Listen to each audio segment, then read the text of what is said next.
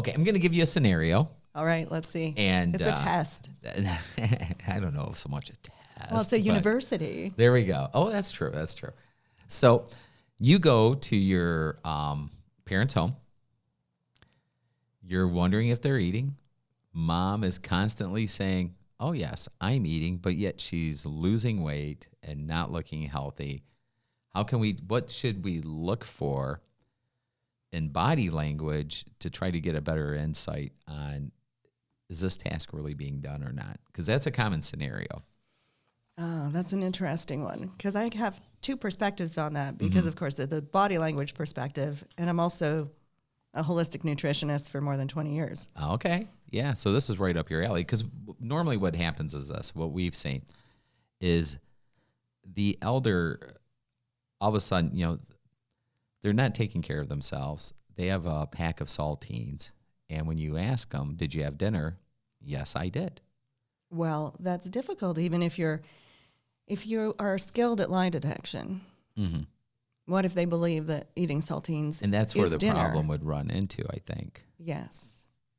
As they, especially if they have any type of dementia.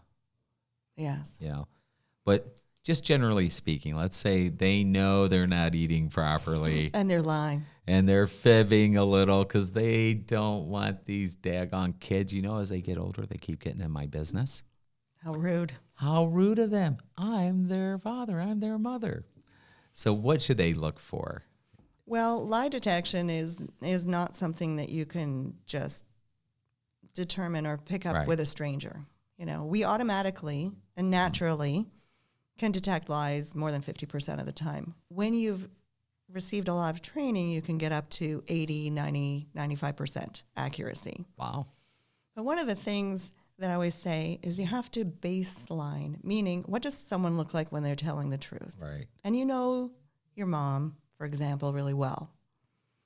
And open up a conversation. Instead of opening up the conversation with, did you eat dinner? Open up the conversation with something where she's not going to lie, right? And you kind of observe her body language, you observe her facial expressions, and then you ask her the question where you want to know if she's lying or not. Right. And you look for red flags. Okay. So if someone on a regular basis, when they're trying to remember something, looks off to the right, when you're saying, hey, Mom, do you remember when you were little? Can you tell me a story? She'll look off to the right, for example, to recall a scenario, and she'll tell you about that situation. And if you say, what did you have for lunch? And she looks off to the right in the same way, and she tells you, I had a salad, then you're thinking, oh, she's recalling it. Okay. But sometimes liars, they're not recalling, and they want to see if you're telling a lie. So if she's telling a lie, she might look at you straight in the eye, not look off to the side to recall a situation or recall what she had for lunch. She might look you right in the eye, and she says, I had a steak. Almost like challenging you. Wow. To say, I'm going to see if you believe my lie. So I'm going to use that on my kids.